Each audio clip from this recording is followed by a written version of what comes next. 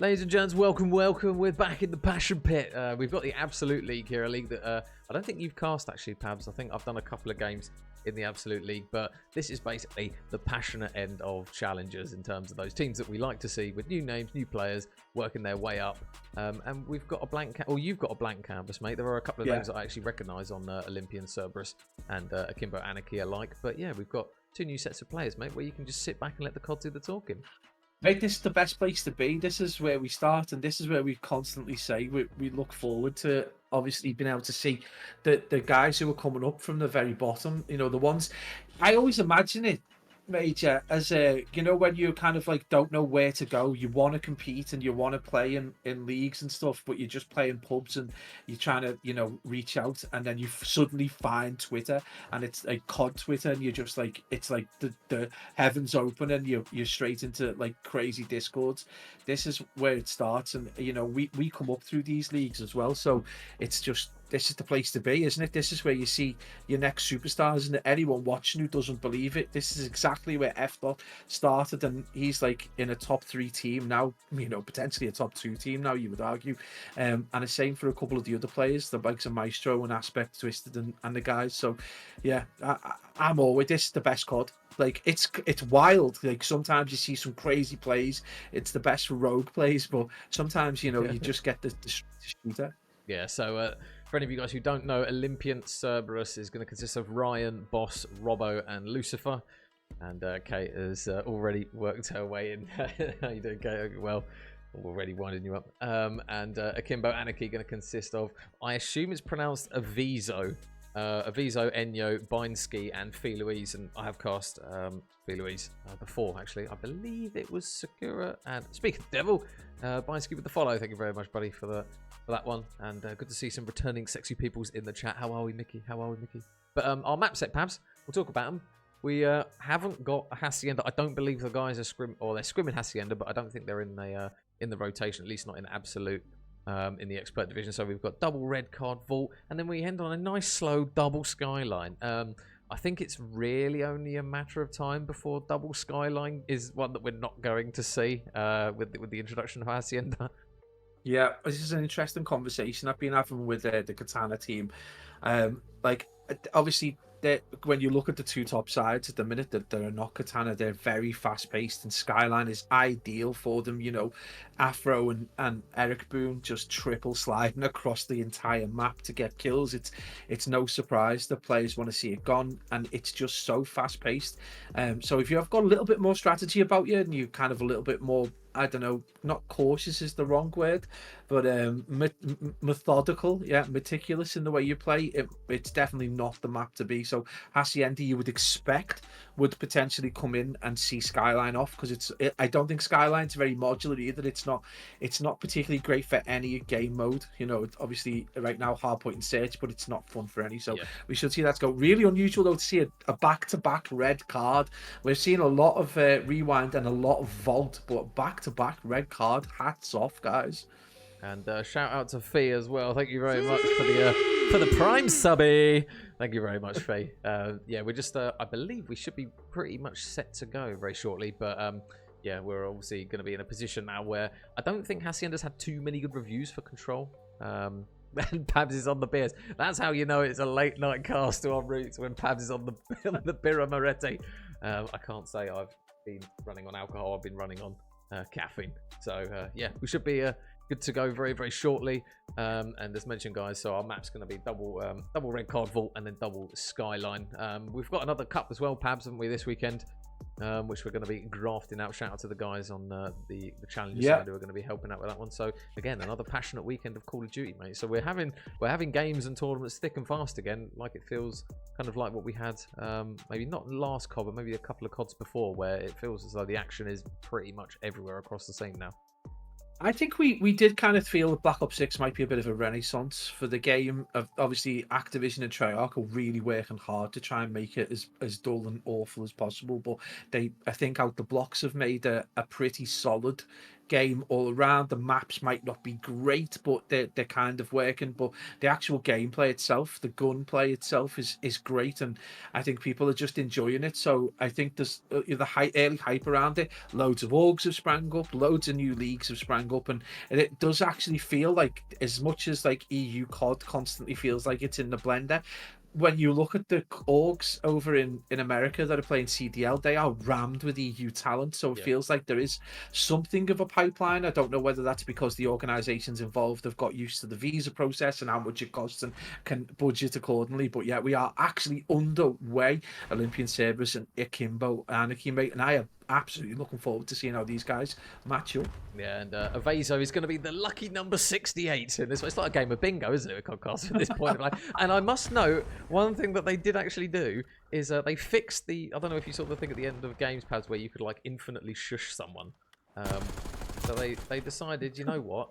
What a thing to fix. We'll fix that, but we won't fix Concaster. So yeah, unfortunately, guys, we are going to be stuck in a situation where Killfeed will be lying to you for the most part. So we'll try and do our best to paint the picture of what is actually happening. But I'll tell you one thing that is actually happening, perhaps, is Akimbo Anarchy with a good little bit of opening time and already a bit of a rotation going down towards the P2 side for both respective sides.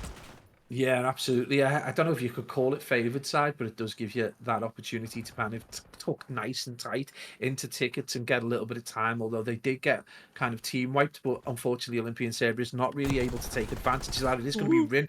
Absolute windy shots there, not able to take down Philoise, who manages to get the kill with some nice reactions and some nice movement as well. But yeah, it is going to be a very difficult one already for Olympian Cerberus, who it is going to be Robbo with the handgun just trying to get a little bit of control over towards this back forklift, back goal area. That's going to get Akimbo off the point, and we're finally going to see Boss on there to get a little bit of time, get them into double figures, Major. That's where they want to be right now, and Robbo absolutely slaying out with the SMG. They're lovely players. Yeah, nice work there by Robbo, and you can now see those players going to start spawning over towards that ambulance side. So, going to have to close the distance. Lucifer just going to be waiting by goals to see if anyone is going to cross his path, and it should be one pick. No, Avezo is going to manage to get that one, so a little bit of time again. Just going to be on the board here for Akimbo Anarchy, as those red arrows will now start to rotate over towards the new hill. Boss is going to be on his ones, and in the meantime, Ryan and I think it's Robbo are going to be potentially there for the first sets of engagements. But Binesky is waiting for Ryan to flood through the door. And that should be a quick pick coming through for Binesky. And it is so. It looks as though the early setup is going to be here for the boys in red pabs. They've got to be careful, though, because those spawns out the back, we know, towards back garage, very, very sticky. Yeah, nice play from Boss, really. Just kind of holding out, not engaging, waiting for his team to push through. Just kind of, you know, perfectly cautious play. Doesn't want to get killed and cost his team the spawns, and that's going to give them the time. That's going to slowly eke away at that lead, although it is going to be the boys in red and Lady who are back on board. So Akimbo Anarchy not struggling at all to just deal with that initial threat, and despite the hard work of Boss, it is going to be the team in red back onto the hill. So a solid 40-second lead is going to be extended out, and again it's back to the drawing board for Olympian, who do need to try and come back in through the stairs, and they've managed to get themselves a tiny bit of scrap time, 8 seconds. That's just going to be about the signal, the death knell to that hill as the players look to rotate out for next. And the team in yellow mage is set up for next. Can they hold on to it, though? This has been the problem in this first rotation. Yeah, so that rotation, Boss is going to be here over towards stage. He's going to have a little bit of help from his teammates here. Lucifer going to be watching over towards hedges, but nothing comes through from him. So Boss is just going to back up for the time being and wait for those players to just keep an eye over the top of him. Binesky, though, is going to actually flood straight in towards the front of the hill. So the contest is going to be here, and a little bit of carnage is surely going to ensue. Boss just laying prone there. Paint me like one of your French girls, and it will actually be a kill that he's able to get while soaking up the time. So the first wave of gunfights does go in favour of Olympian Cerberus. And got to shout out this man here in Robbo. 15 and 6 out of him, waiting for all the action to come towards him, and it looks as though he's kind of picking them off left, right and centre, Pams, with a scoreline like that. Yeah, I mean, he's been really handy to swap between the SMG and the AR and done really well with it. And that's kept his team not only in it, but allowed them to flip over. He is trying to get some wayward melees there, and that's going to cost him his life over towards mid. So it is going to be a 10-second lead. They're going to get the remainder of that time. But what that does mean is that Akimbo Academy are now set up to get as maximum amount of points again. A tricky one to kind of dig a team out of if they're well set up. But I would expect Robbo and the boys have got a plan right now to do that, but it is going to be Phil O'E's just going to be the hill kitten there. 8-8 right now. 17-7 for Robbo. Adds to his tally. Another two-piece major. Seems to be something that he seems to be very good at, getting 1-2 kills, allowing his team to then flood forward. So in some of these divisions, the likes of Absolute League, you can see some of these standout players operating for some of these teams, and Robbo is definitely demonstrating that at the moment with 19-7. He is by far the kill leader, and he is getting... Oh, never mind, he's getting turned on is what he's getting on, as Fee's able to just whip around and take him down, but that time is still going in favour of Akimbo. Anarchy. So the next wave of gunfight is going to be all important. Boss is going to peek over towards Elbow, and that should be a free one there for Evaso, and it is. So 114 with a little bit of scrap time looks good to them. They're going to have to keep an eye on Ryan, though, just waiting over towards this top bulk area to see if anyone does hop on towards the P1. But he isn't going to see anything as of yet. But his teammate here in Boss alongside Lucifer, I think it was, that got the kills. And yeah, the kill feed didn't actually lie to us on that occasion. But oh, it didn't lie about the team nade either. So Lucifer lands a hot potato straight in his mate's back pocket. Yeah, it's really weird. I've just noticed this, the actual KD is correct for a change, which is wild. So it does look like we can actually rely on the kills and deaths on the stat sheet, which is absolutely mind blowing. It's kind of like reset my brain a little bit, but there's going to be Ryan just looking to try and get a little bit of control for the team in yellow over to mid right now. Those guys are playing their lives really well, but Robbo, of course, is going to appear on the kill feed, and Ryan just going to come in behind and get that pick. So that should allow the boys of Olympian Cerberus, is particularly Boss right now, to get a little bit more time and hopefully bring that back towards a more parity. As 104 plays 1, 2, 3. Not much time, left on that hill as we head into the depths of the second rotation. You can see they're trying to push this one man out the back here in Enyo, I believe it is. So going to try and do his best to stay alive. Bindski's going to wait for the chow from Ryan, and nice reads there to get that pick. So a wave of gunfight wins means that they're actually going to start pinning those Olympian Cerberus arrows back towards the backside of the hill, and this is going to enable them to bottleneck. So just got to be careful of the flip, and that's exactly what's happened. 2 players now are going to spawn out, but nice shots from Bindski. Is going to manage to chew through 2 players. Robbo, though, literally got the squadron in the backpack. They are weighing him down somewhat at the moment. The deficit only stood at 50. Is now starting to push out towards that more dangerous amount, Pabs. You've got to say that if they don't get a good chunk of time in response on this one here, Olympian Cerberus, it's not looking good. But it looks as though they will get that scrap time. So in with a shouting chance, but no rotation. Yeah, I think they're close enough. Obviously, scrap time right now is going to be all important. It is something that, you know, a lot of the better teams, if they were in Akimbo's position, would be fighting for, because they know you can start to claw the lead back. Right now, Lucifer, 9-18 with only 49 on the clock.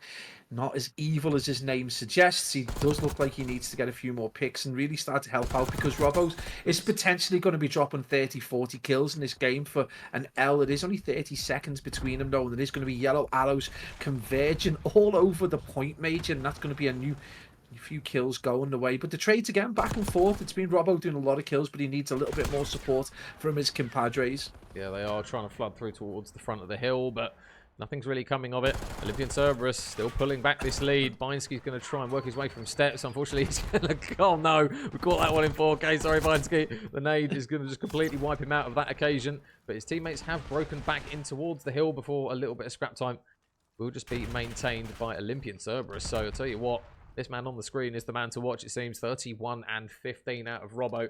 And he's going to just keep his team in with a really good fighting chance at this one. So Bindski going to be the first person on towards the underside of stage. The contest comes in, so he knows that Ryan's here, and a big first win comes through from Bindski. Now just got to make the read as to where these players are spawning. It is going to be a lot of opportunities now for his teammates just to try and watch over the top of him. One pick from Enyo with some clean shots as Robbo over towards that hedge area is going to try and at least stop some of the bleeding for now, because they are getting a little bit of time, and Bindski just soaking it up, trying to take him out from the lower side of stage. They finally managed to do it, I think? Question mark? No, Ryan's just contesting from the top, so Bindski's just done a really good job of staying alive. Yeah, did really well. I mean, in terms of like just converting time without getting any kills, like, you know, you've got to look to Bindski there for keeping Akimbo in the lead, despite the heroics of Robbo, who, you know, downed quite a few players in that transitional period. And it is the contest that's just going to make sure that that lead doesn't go out any further. Boss not able to get the picks there. It's going to be Bindski again, the hero for Akimbo Anarchy. Now, Robbo, really clever plays before. We know he's slaying out, but, you know, in the previous skill, he also got killed knowing that he would be able to spawn out towards the back of the previous hill. So, you know, just maybe a player to watch out for with that kind of challenges mentality. Bansky again get the two-piece. And if there is one player that you're going to look to potentially, it is going to be Mr. 26 and 15 with 47 on the clock, joined by Avezo, who's 25 and 22, and we've seen Fee as well with a couple of big kills. So it's still pretty tight though, Major. Only 20 seconds or so, make it 30 seconds in it, and there's still plenty of opportunity, but Robbo needs some support. Yeah, does finally get the kill courtesy of the nade and the pistol. But it's still going to be a little bit of a closely contested hill. 17 seconds, but I'll tell you what, 15 seconds that Olympian Cerberus, if they're able to get it, will be very thankful for. Robbo going to take this gunfight, but it's going to be Fee that comes out top of that one with some crisp shots with the Amies. And now, where's the next gunfight going to occur? You've got Boss laying down in Ticket. That should be a free pick. Nice work from him. So the opening gunfight goes in their favor. He's going to have that person just laying prone underneath him, and it will be a pick, actually, that he's not able to get. So that red swarm is now completely surrounding the hill. Fee going to look to try and put a couple in the blender. Only able to get one, but the damage looks as though it's done. Akimbo Anarchy are slowly getting their way closer to that 250-point mark. Yeah, I think you've got to look to the whole team across the board, getting kills, getting time. You know, Fee might have 19 and 28, but a near minute on the clock's really gone a long way to help them team forward. Avezo 29 and 25 with 2:23 on the clock.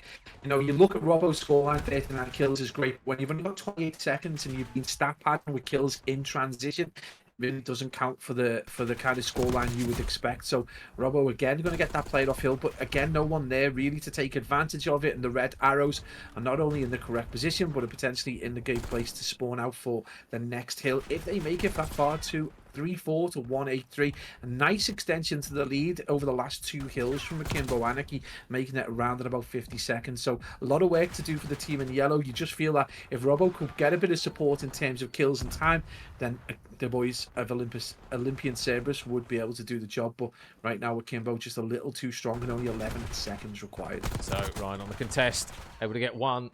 They're still going to have a 3 stack here from Akimbo Anarchy. Fee's not going to be able to win her gunfight, so Binsky shots in, looking good, looking very good as he manages to get 3, and that is really, really big work there from him, and it will enable his team to get that map done in the end. No reinforcements allowed to that party. 250, 187. And through all Robbo's efforts, mate, it unfortunately wasn't one where even he could pull them back. Unfortunately, the boys and Gil of Akimbo Anarchy looking very, very good. Across the board, mate, they just all pulled their weight in one way or another. You know, even if they were negative, they were getting time. It's a weird one with hardpoint. You can get really good stats, 42 and 27. I think Robbo was always likely to be on for a 40 bomb, but they just never could translate that into time. And then you look at 18 and 34 from Lucifer, and the time isn't exactly amazing. So just tricky. 28 non-traded is a wild score for a loss, by the way. But yeah, that's the thing with hardpoints. You can, you know, if anyone remembers back to when Karma was in his heyday, he could quite happily go negative, and they would absolutely, Optic would dominate the hardpoint, no problem at all, because it's not always about the kills that you get in transition. It's about those entry kills, getting players off the hill and then holding that time, or, you know, being able to battle, you know, that first wave of 4 attackers. So that's exactly what Akimbo Anarchy were able to do, and they proved it by the win. Yeah, so we'll see some of the clips on the screen here. A lot of them will actually be either Robbo or Binsky. A good little individual gunfight that those two teams had.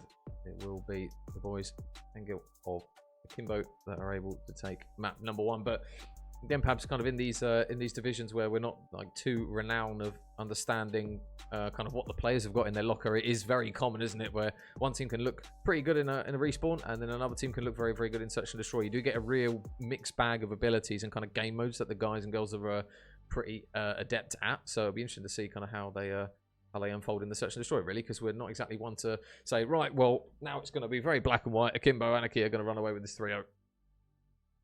You can't say it. At the end of the day, like, S&D can be a horrific game at times. It's, if you've got 4 players who are very astute at the game, it can be a very dominant performance. But if you've got someone, say we pick Robbo, who drops a 40 bomb in hardpoint, who's just disgusting when it comes to reaction, just great at pre-aiming, kind of got a good sense of where players are going and how to read the game. They can dominate an S&D on their own. We've seen it with players in the past, dropping 20 bombs in games. It's not unheard of, and players dropping 12 and getting a bit of help from the teammates can go a long way to transforming that. But obviously, we've known for a while that S&D can be the one that wins you the entire series, especially if we can take it to that game 5. So we've learned, we've had our fingers burnt and our tongues burnt plenty of times planting flags early doors, mate. So yeah, I'm not going to say anything. And obviously red card being the next map as well, it's going to be interesting to see if the Olympian team can bring this back, and if it's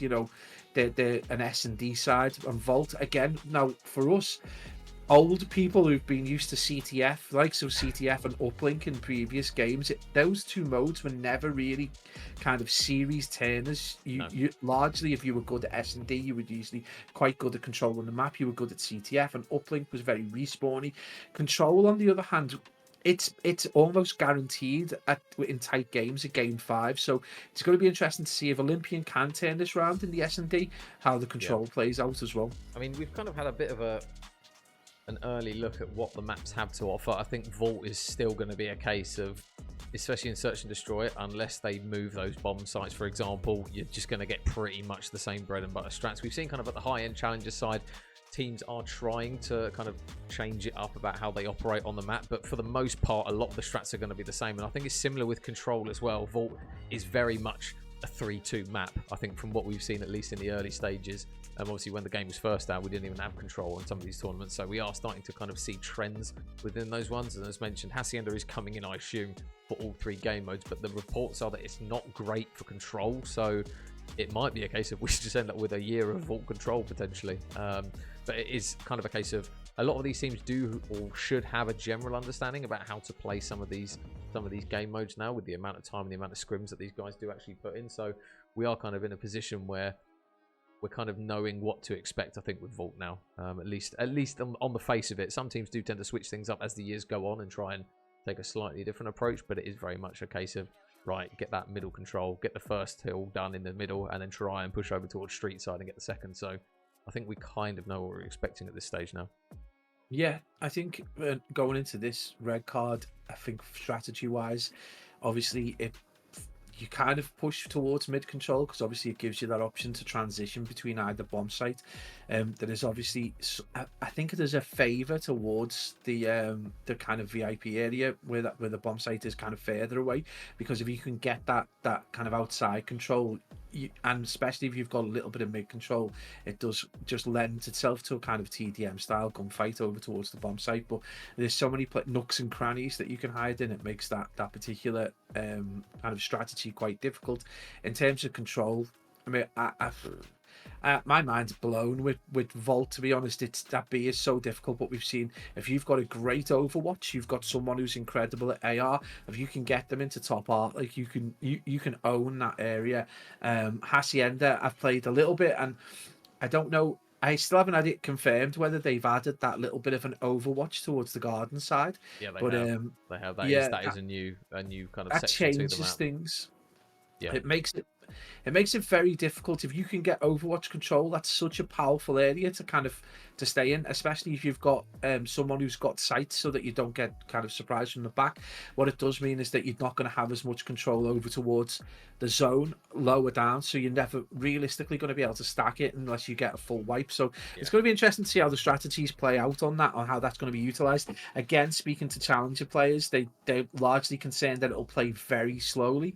If it plays very slowly, it'll play into Katana's hands more than anyone else, because they're much more methodical team right now. I think if they one thing to consider is, if when Super does leave, is they probably want to look to bring in a more aggressive player, because that's something they do seem to lack massively, is a hyper aggressive play. And this game it rewards aggressive play. We've just seen, as much as Robbo didn't win, like his team didn't win, if you look at it at an individual level, is so aggressive. He drops 42, his stats look great. If he's on a team that can actually control the map a little bit more, his play will be rewarded. So it's just interesting to see how Black Ops 6's omni movement and paces is really affecting that. And it's something to think about, you know, if you're a 4-man going into this or a 4-woman going into this, you know, don't be shy, you know, go be aggressive. I think it really does reward teams that are slightly more aggressive. Yeah, like you say, I think kind of, I mean, traditionally in COD, if you have that one player that can drop big numbers,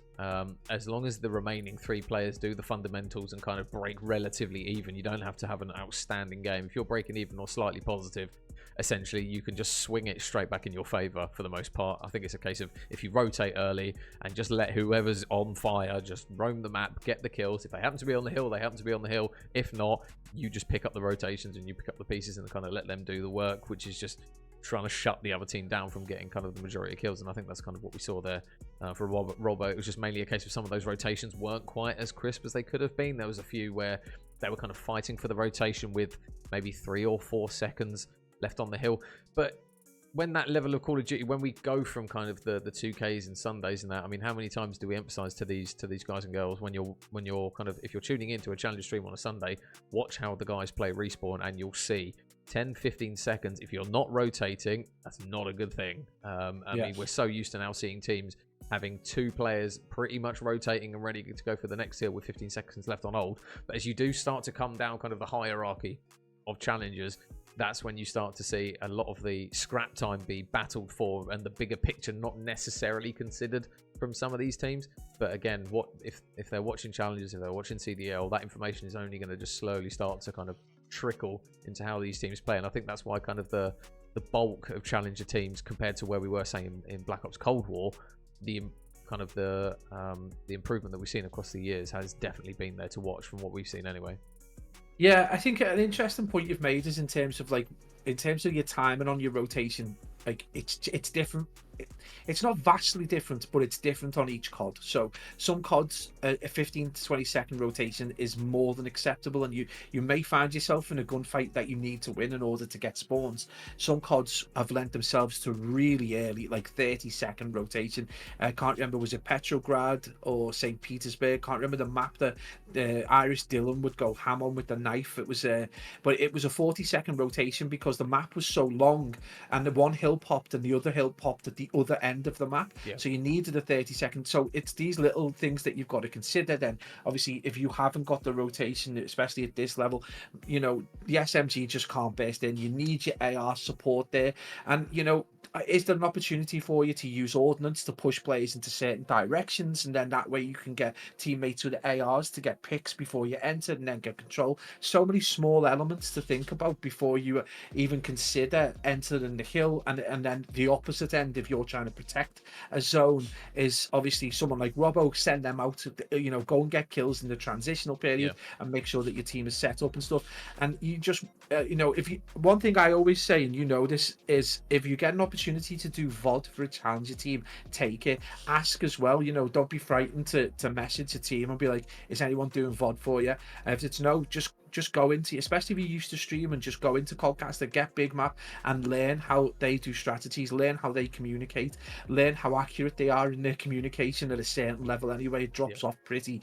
The drop off is, you know, we're talking about challenges and the drop off between the top 6 teams and then everyone else after that in terms of team ethic and the way the teams communicate and play. The drop off is, you know, it might as well be the first 3 armies in the world and then the rest of the armies. It's insane, like the drop off. So those little things can go a long way. Another thing I suppose for players to do is to do what Standy used to do. He'd get the VOD from his games and see where he was shit and where he was great. He would make sure that he improved on those little things, and then just take as much team information on and just try and. Your other key is, if your teammates aren't listening to you and you're doing all the work and you're going and doing a ton of research into the game and they're not listening, get new teammates. That's it. That's it. That's it. Doubt, drop them. It's your competitive life. You know, do it as well as you can. Yep.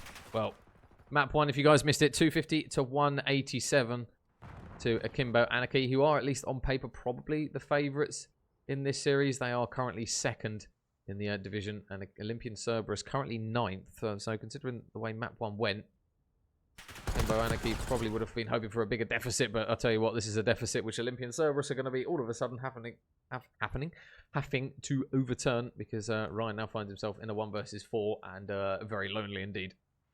Yeah, absolutely. It's going to be a tricky one for Ryan. Lucifer, the first blood as well, just carrying over the performance from the hard point.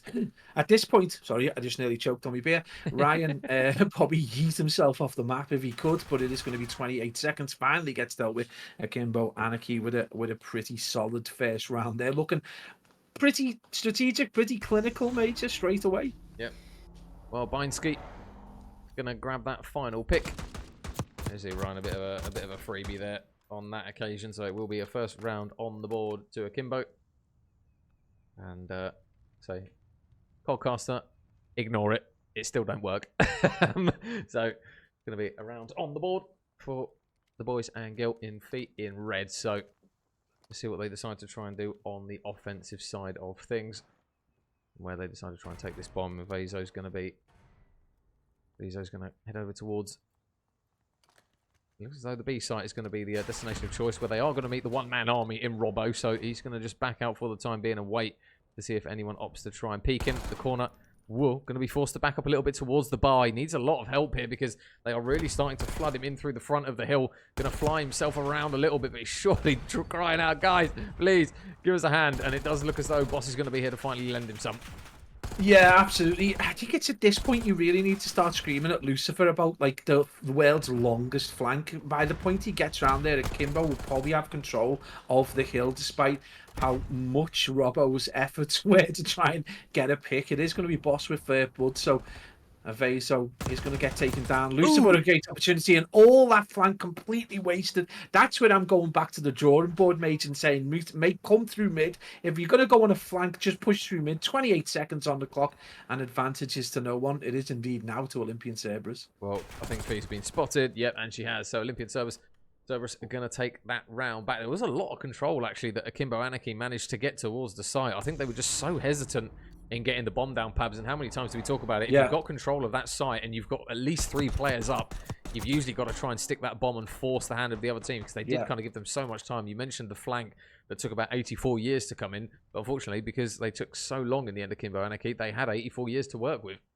Yeah, Lucifer was back in heaven. He'd been bloody, like, I don't know, forgiven and sent back up with his wings. It was insane how long it took him to get around the back. But again, Akimbo Anarchy, you probably want to go back, look, and if you get a 3v4 advantage, especially if you drop that first blood and you've cleared the team out, take up the geography around the hill, get that bomb planted, because you control time then more than anything else. And that's what you'll probably see a lot of the time. Again, Fee with the first blood, though. So big plays. It is going to be parity, though, 1-1 for this game. So, yeah, crazy plays. But you just got Akimbo really giving away that opportunity to go 2 up. But Major, what you have got to say is Robbo did an amazing job of just holding off that initial wave before his team was able to catch up. And he is able to get a pick to take Feet down. So Binesky with the first blood will be replied with a pick from Robbo. And there's another pick actually that goes through, which now means that Enyo's trying to back up, and he does manage to. Ryan is going to just tag him up for the time being, but he's unfortunately so isolated over towards that stage side, so a bit of a split approach here from Olympian Cerberus is going to come back to bite them. There's now Ryan left in the 1 versus 3, and that bomb is literally on the other side of the map, so we'll see how he tries to take this one. Not a huge amount of time on his side. Should have an engagement very shortly, though. It looks as though Vezo is going to be watching and just turning around every so often to watch backside of P1, but again, still 10 seconds, hasn't seen anything yet. I don't think he's going to manage to get all 3 kills in that time. And nope, won't get one of them. So, good win there, round on the board for Akimbo Anarchy.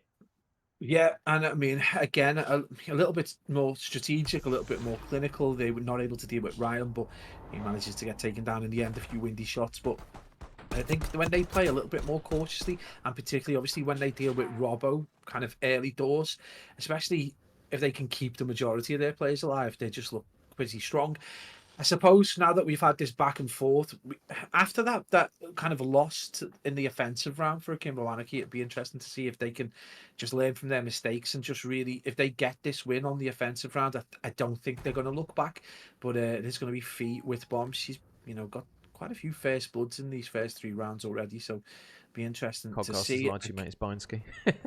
Binesky, sorry. Oh, it is going to be Binsky, who gets that first blood, got bomb as well. But yeah, this is about dealing with Robbo, and he's been dealt with. So this is a very, very solid defensive round for the guys and gals of Akimbo Anarchy. Yeah, I think now we are starting to see a little bit of a deficit in terms of the rounds going past, and that will be another one that gets past Olympian Cerberus. Unfortunately, 3-1 now to Akimbo Anarchy, and as you mentioned, perhaps kind of those first opening picks just seem to be proving consistently why they keep taking these rounds. It's difficult. It's a difficult game mode anyway when you drop first bloods, and traditionally, if you keep doing it consistently, unless you are the most clutch team in the world, you're going to find yourself dropping rounds time after time. And unfortunately for Olympian Cerberus, they now find themselves trailing by 2. The problem with Olympian face is that if they lose Robbo, they don't have a player who can go and get 2 kills. Like, they just don't have a player who can get a 2-piece after that. We've seen moments of Ryan and moments of Boss doing okay, but Lucifer's obviously on the struggle bus massively. And if they lose Robbo, there's no one there then who can, you know, be rogue enough to get, have the reactions or the gun skill to get those 2 kills required to make things even. So once that play is dealt with, it becomes very difficult for Olympian to do anything. And the caution and strategy out of the team in red is just so much more, I don't know, they're so much more evolved. It does look like they are kind of like learning a little bit from the way better teams play. So right now, Enyo, a player we haven't talked about, who's just absolutely stuck a player there, just dominating the area. This is a super kind of performance right now. Yeah, Ryan again is going to be last man up, and the pinch there from Binsky is going to be absolutely perfect. So they got the bomb down, but unfortunately, they just weren't able to win the individual gunfights. Enyo did a really good job. Shall I say, huge 2-piece there. Babs of just playing his life in the hill. He got the second as well off the back of the nade. Played his life behind that kind of that pillar so well. The 2-piece just pretty much gifted them that round. And yeah, those red arrows just keep turning up on the kill feed. And consistently, if you're Olympian Cerberus, you're just going to keep dropping rounds at this rate if you keep losing first bloods and those 2-pieces keep popping up red in the kill feed. Yeah, I mean, it's difficult for them. You know, they're probably scrimming as much as they can, and they're, you know, or they're, you know, at least trying, and they're just going to kind of classic pre-aim positions and just being dealt with by a slightly more, I don't know, I don't want to say intelligent approach, but they definitely are being kind of bodied in a way that suggests they're slightly off the pace. So Ryan's just going to try and get a bit of control in mid, makes things a little bit difficult and a bit mixy. That's the problem for them. No, he gets absolutely bodied there. I think it wasn't Enyo, who's still on 7 and 2. I think it was probably Avezo's now 6 and 1. So just interesting. I think it's difficult for them. They're back to a 3v4 that Robbo is looking to try and mix things up, get a bit of pace and get behind them, but you've got to make your shots count, and right now Olympian aren't doing that. Well, there's a free pick for... Ooh, yep, okay, free pick for Robbo. Oh, and he somehow manages to get away as well. Jesus, almost put rocket launchers on the back of his boots. He's gone. So he's able to just get away, and that's actually a really good opportunity now for 3 versus 3 retake of the site with the players holding the corners, and it will be a gunfight, which is going to be Enyo able to win. You can see that number 8 on the minimap in Fee is going to be nowhere near this, so if they swarm this quickly, they might be able to isolate them. Enyo's gone. There's a pick that comes through for Boss, and he spots Fee on the pinch all the way from downtown, but he's not going to be able to get that pick. And it will be another round on the board, just in time for Mr. Ryan News to drop a sub. Holy moly, Ryan. Thank you, brother. Hey, it's good to see you, senor. Yeah, that's just, I've got to, I'm honest, mate, I just want to shout at Lucifer. Like, he's had the information. They must be common information, unless they're not communicating whatsoever, that they've already dealt with a player, you know, an Akimbo player. They've pushed through, like, mid-tickets. They've got a player gone out wide. They can only be on the bomb site, and yet he's not checking his corners. It's just so frustrating. So 0-6 right now. He's 1 off joining the agency, and it's just been a frustrating performance for Lucifer. I mean, don't get me wrong, mate. If you watch this back, I am absolutely shocking at S&D. But just take a chill pill, mate, and just try and get a pick. Like, the best thing you can do now is get a breadstick. Yeah, a beggy pick is always the way that I found was the best way of trying to get a bit of a regain. Just sit in a corner, get somebody to run past you in a really cruddy spot and see if you can make anything work. Enyo, 6 in a row now. He's having an absolute map. Oh, hold that. All the wood. 7 in a row now for Enyo, and unfortunately for Lucifer, his first pick is going to have to potentially lead to a clutch up. 1 versus 4. He is on the board, but he's now going to have to go through the remaining 3 players who are just slowly starting to converge around him. Shot in the back. Round is done. Akimbo Anarchy will take that map very, very convincingly, 6-1. Yeah, as soon as they won that first offensive round, so they were kind of traded back and forth until 2-1. But as soon as they got that offensive round in the 4th round, they didn't look back, and it largely comes on the back of, you know, taking down Robbo. Totally cuts the legs from the Olympian team, so it just makes it very difficult for them to get picks. And when Lucifer and Ryan are both kind of, it's difficult for them. They're in kind of a disadvantageous position, but when they're not checking corners and the communication just seems to be all over the show. This is the first thing. Your first, like, if you're a scrimming team, your first job is communication. Like, nail your communication more than anything else in the game. You know where your players are, know where their call outs, the way they're talking about exactly. Count the players that are dying, especially in respawn, and just get your comms nailed. You know, the gun skill and everything else is down to you as an individual player to go away and do that. But as a team, please nail your comms. And that is it. S&D is a perfect example. If you don't have comms, you are done in the water. 6-1. I think as well, kind of finding out kind of where the quiet spots are on the map. I think there was a couple of occasions where Olympian Cerberus might not have had an engagement for a considerable amount of time, and then nobody really checked the flank or the pinch off the back of being able to push into some of these bomb sites. So it's like, as soon as you get a free site, your first thoughts should be, right, okay, well, obviously watch the front door where these players can kind of bully their ways through. But then somebody's got to pick up the pinch, because odds are at least one player will be on it. And that's exactly what we saw time after time after time, pretty much from Akimbo Anarchy. Every single time that Olympian Cerberus got in towards the site, they just either lost all the gunfights coming in through the front, as we saw Enyo just grab a big 2-piece towards the end of it, or they just kind of didn't really give a thought to those players coming round the back, working the pinch, and then they just trapped them inside. And on red card, if you go bar side and you're not watching flank, you just get completely swamped in that with nades and tacticals, especially if you don't have the trophies to work with. I think as well, it becomes difficult when you full stack a push and you've not got anyone watching mid or any other area that, like, because you know, if you're pushed through to site, you can already see, especially from a defensive perspective, if you're on the B site or the A site, you can already see down across the pitch where the players are coming from. If you've got mid control and no one's pushing through that, and you're counting 2-3 players pushing through, then and you're not getting any engagements, you know someone's going to be flanking around the back, and it reverses through as well. So yeah, just those little elements of communication and just being able to understand. I mean, it's game time. You know, at the end of the day, you know, it's all about game time. But you've just got to put that little bit of, especially for S&D, a little bit of thought into it. Yeah.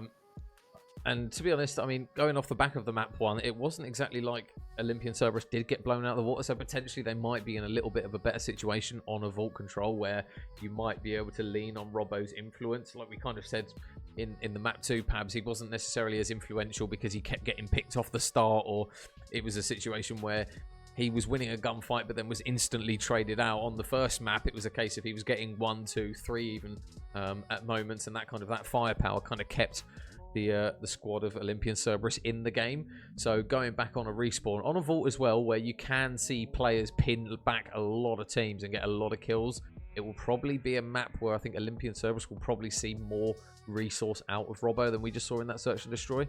And they're probably going to have to lean on it the way this one is going, because it looks as though Akimbo Anarchy, everyone's kind of pulling their weight, and then you've kind of got the likes of Enyo or Binesky in map 1, where they're just doing that little bit better, maybe 10 kills positive, rocking maybe a 1.3 to a 1.5 KD, and with everyone else pulling the weight as well going positive, that's all you really need in some of these respawns, and that's what Akimbo Anarchy are bringing to the party at the moment. Yeah, that's it. When you've got all 4 players kind of dropping kills and, you know, playing the objective intelligently, it makes it very difficult. Especially if you're more kind of scatterbrain side, who are relying heavily on a couple of players with gun skills. So I guess this is a weird one though. For we know this is where the game can turn. You know, we see this kind of very dominant performance in the first two maps, but control can just set the cat among the pigeons. But for me, a player that we've got to look for is the guy on screen right now. Can he contribute? Right now, he has not played well at all, and just really needs to get off the blocks. And this is a great opportunity. And again, it's just about that little bit of game intelligence, not checking across towards that arch to see if the player's there. He does make a good play to go and park all right the way up, but he's going to get dealt with again. So right now, 26 lives plays, 28 the advantage is with Akimbo, but again, a lot of players that need to pick things up. And there we are, 2-piece for Lucifer. Make me eat my words, Major. Make me eat my words. So we are the common duo of jinxing everything. It will be Olympian Cerberus that are able to get a wave of kills and finally push out towards their base. Enyo and Avezo are just working their way in towards that A site, and that progress has been stopped. So 45 seconds left on the clock. Enyo's still waiting for this shout to come through, and Ryan's going to be the first one in. Ryan's going to be the first one down, and his teammate there is going to fall as well. Enyo, 3 in a row, 5 and 1. Looking to try and drag another set of kills through the kill feed as the boys in gold in Olympian Cerberus going to start running and headbutting in towards some of these kills. Pabs, they've got to be careful here because 30 seconds is all they've got left. And, oh, that's a big kill actually from Lucifer, just to allow them to stretch their legs a little bit down the map. Yeah, I think you're right to point out there that, you know, they managed to get a solid 2 wave of kills, but it was really clever play from Enyo. You know, he doesn't get taken down. He gets the information. He stuns the player, and that allows his teammates to get the kills. Really solid play coming out of Akimbo. With 8 seconds on the clock, it's going to be difficult for Olympian to be able to get on the kill. So totally, you know, good control play from Akimbo. What an awful fucking bit of casting that was. Yeah, but really nice play from Akimbo. Anarchy. It was just the Enyo moment. You know, if you're going to go back and watch the VOD on this, just watch Enyo's play. He goes in to Chal with an SMG. It's probably the ideal range for it, but he hasn't got the angle. He doesn't decide to go for the Chal. He stuns the player, allows his teammate to get the pick, pushes forward, and they get 6 picks off the back of that movement. And that gave them control of the other end of spawn. Although Lucifer did a good job of firing back, they took 25 seconds at a time off that push. So despite the fact that Robbo's gone 8 and 3, you know, you just look at the performance of the rest of the team. You know, got players on 9, players on 7. So Akimbo doing a great job there. So Akimbo Anarchy now on the offense. Is it going to be a strong offensive round for them on Vault, or are Olympian Cerberus going to dig their feet in and just not give them the respect that they're kind of deserving at the moment, it must be said? And going to go on a round. I see absolutely no one. There should be one player in towards middle doors. And there's the pick onto the man in Robbo. So 5 in a row now for Enyo as he slowly works his way up towards streaks. Isn't going to see anyone as of yet pushing in through front lobby. You've got Ryan towards the side door, and the engagement in towards boss is again just time to absolute perfection for Enyo. Slides out, shots are crisp, kill comes through. A progress is looking good, and there's the trade onto his teammate. Can't quite get the second, but the damage is already done, at least for now. First tick in, but Olympian Cerberus going to be glad that they can at least stop that progress at A. Yeah, they just need that little bit of momentum. They need a few kills. They need to get that kind of like confidence, I guess. It's not an overall kind of game confidence, but that individual kind of 20 seconds of we can see some red skulls, we've got a little bit of control, we've pushed them back, and we've got them off the hill. But this is where it gets very tricky. A little bit of a crossfire pattern coming from the team in red. That's going to allow them to get a couple of players down, but it's going to be great because the boys of Olympian Cerberus fire back with Lucifer and Robbo. A much better performance from Lucifer, 6 and 9, still negative, but just so much better than the S&D and the hardpoint. No, you've got to look to the likes of Boss, who had a reasonably good hardpoint, who's 2 and 12. What the hell is going on? 3 ticks go the way of Akimbo, and the pressure is reapplied. So despite all those heroics, it's not going to be enough. And again, you've got to look to the rest of the team. I know Robbo's putting numbers up, but maybe it's time to just try and drag your team along with this, and you know, pair up. Look to get trades where you're supporting your teammate. Robbo over towards play top it like cat. you're going for a nuke. Sorry. Robbo's going towards top cat, flies down. Doesn't win that one though, so Ryan has to mop up the pieces.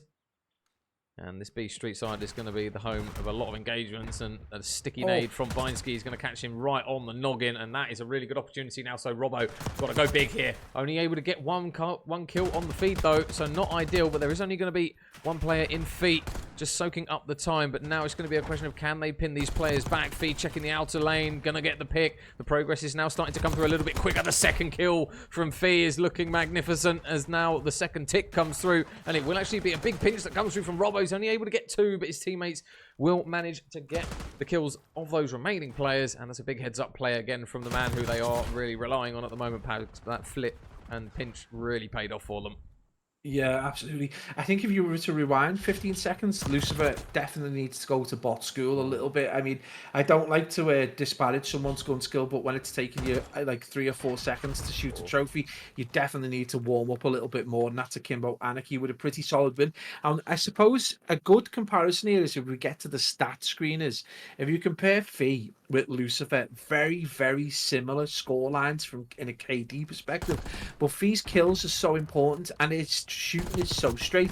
Given the opportunity, she take down 2 or 3 players, got herself a tick on B or more, and that contribution, although a KD doesn't look great, is huge. Whereas on the other side, Lucifer is massively on the struggle bus. The kills he's getting are largely transitional, largely transient kills as well, and it's not contributing. So I honestly, go back to bot school, do what F.Dot used to do, put an absolute, as many bots into a lobby as possible, headshots only, and just get your speed and your accuracy way up, and this will be so much easier for you. First blood straight onto Lucifer. There's the comparison right there. Yeah, we can just see the speed of the gameplay at the moment that the likes of Enyo and Vinesky are bringing at the moment. Another pick comes through from Enyo.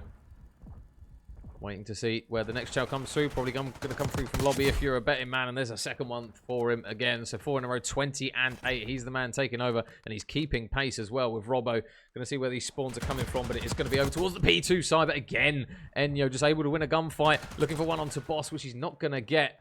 But 22 plays 23, a little bit of a fine margin, and Olympian Cerberus going to huddle straight on towards that 8 point, and this one should get done with no issues. Yeah, nice quick stack. Now that's exactly what they needed to do. Get the kills, get stacked, get a bit of pressure applied, and make it as difficult as possible. And point A is secured. Major, probably the best objective play they've had in all the games so far has been that A point. It's just been a really nice dominant performance, and they get a little bit of time, but this is going to really test them. A more open, more difficult, hard control zone to control. But yeah, absolutely, mate. They've managed to push through, and they've got a player out the back. This is challenge level quality coming out of this control point. Maybe they've got siders on, or they're hustling, I don't know. The person you want out the back, I was going to say is Robbo, but the whole team gets wiped down again. I think it was a pinch actually that came through from Vinesky, because they were able to get 2 picks, so that second tick is done. They have got a lot of time to work with as well now, so you're just looking at one clean push hit for those golden arrows. Robbo going to work his way around the back once more to see if he can get a pick on towards Enyo. That should be a free one. He's got another opportunity for a couple more. These players just waiting outside Art. And there's a player that he has now spotted towards the back building. But you can see the amount of attention that he is just dragging away from the boys and girls of Akimbo Anarchy Pabs. They're just there for all to see. They're just paranoid that they need to try and deal with him, and they're really struggling to at the moment. Yeah, they're just not being able to contain the quality out of him at the minute. It's just been second to none. He's just going to back up and just look for those plays. Not able to get those picks. Able to get a few shots. Very kind of confident with the SMG at the kind of extreme end of the mid-range there. But he's going to get a couple of picks, get a couple more kills, and it is going to be Robbo just looking for the pre-fire, expecting the trade to come through. It is going to be Boss, and that's going to allow the team to potentially get a wipe there. Big important kill. Boss a little bit too windy. Lucifer a little bit too windy. And despite the heroics, Major, that is not going to be enough for them to secure that final point. And it's going to be back to the start again. But Enyo is going to be the problem out back. And they're running out of lives. That's going to be the bigger problem. Enyo with another kill. Is he going to get the third? No, he's not. Now it's down to Robbo and to Lucifer. 17 seconds, 2v4. It's doable, but they've got to win some really big gunfights here. Lucifer is surely going to get checked towards Vault Stairs, and he is. Robbo's going to get checked as well, and that is all she wrote for that map, and all she wrote for the series. Akimbo Anarchy going to take it 3-0 in control. and 3-0 in the series as well. Perhaps a very comfortable win for these guys. Yeah, I mean, you wouldn't even want to try and pick an individual player out because they've all kind of done a decent job at times. You know, as much as Fee didn't put up the best stats, the kills that she got were vital, and they contributed massively towards the objective, and that's all you can ask for. That's the dirty work. That's the player that largely gets overlooked, is someone that's able to do all that horrific job of getting killed but playing the objective. And someone we didn't really talk about until the control, 28 and 15, 22 non-traded, really nice. And someone who wasn't lights out in the hard point of the S&D, but contributes in the control. Just a nice team performance overall from Akimbo. Olympian Cerberus, obviously Robbo putting up huge numbers, getting into positions that you would want your players to get into at the back of spawn, controlling spawn, but just the rest of the team not there all the time. They had moments, you go back to the drawing board, the last round, their A control was actually quite good, where it's been appalling before that. S&D defo back to the drawing board, though some very naive plays and some basic mistakes made. Hardpoint, I think it's probably a reflection of Robbo's 40 bomb that they got 187. I think if you don't get those massive amounts of kills in transition, it's a totally different scoreline. So Akimbo Anarchy are going to take it in 3 maps there. And we'll see the final remaining kills that started to come through for those guys. But I mean, this is the thing, isn't it, Pabs? Kind of at this level of Call of Duty, there is a lot of room for improvement, provided these guys put the reps in, look at the VODs, kind of try and take information that they can. And in terms of Olympian Cerberus, I mean, we try and tell teams not to look too far ahead for kind of the information and learning curve that they give themselves. You don't want to go get hammered by a team in challenges and then instantly think, oh, well, that's no point watching the VOD, because you can take that information from even when you get pelted on some of these maps. That's usually where you can find the kind of the biggest mistakes that you're making on the map, and especially in the control there. I think if you're Olympian Cerberus, you're looking to that team that who I believe might actually be top in the group in Akimbo Anarchy, and just trying to take some notes down for what these guys and girls were doing, because they did look very, very good. Yeah, I think, at this level, you want to look at your team play. You constantly look at your VOD and look at the VOD, especially if you're getting beat, is look at that team play and just work out exactly where your team's going wrong. When you start playing really, really capable sides like top 16 challenger teams, then you expect to get beaten at this level. Look at your individual play, then go and make sure that your gun skill is massively on par. Like, you have respect for the competition that you're going into. If you're going into this and you're not shooting 500 to 1,000 bots before a game, you got to ask yourself, like, I know that sounds like a lot of time, but 500 bots isn't a lot of time. That's an hour's warm-up before the game, and your shots on point. You got to be doing stuff like this, especially if you want to remain competitive, or you're going to find yourself on the receiving end of a lot of 6-1s. But you just don't want to be in a position where you're losing objectives because of simple gunfight losses, particularly when you're missing shots against people who are running away from you, or you're taking too long to shoot a trophy. These little things you can iron out yourself, and then work on your team ethic at this level, and then work on your individual ethic going forward. Yeah, I say so. It will be a 3-0 to Akimbo Anarchy. I say we don't know whether they're top of the group off the back of that win, but they are certainly up there in the Absolute League Expert division. And GG's there to Olympian Cerberus. I say they're obviously going to go back to the drawing board and try and find out what they can tweak and refine. But I have no doubt with more reps, this team will look to provide a bit more of an upset potentially the next time these two teams meet. But that is going to be it from myself and Pabs, guys. Thank you very much to everyone who's tuned in, new and old. I noticed you had one of your boys from R4G as well, Pabs. Yeah, Papa Scripts, one of the boys. Shout out the OGs. But yeah, thank you very much to everyone who's tuned in. And yeah, if anyone needs a game casted, ping us a DM and we've got you covered. But in the meantime, guys, hope you have a great weekend and we'll see you in the near future. I'm on the beers.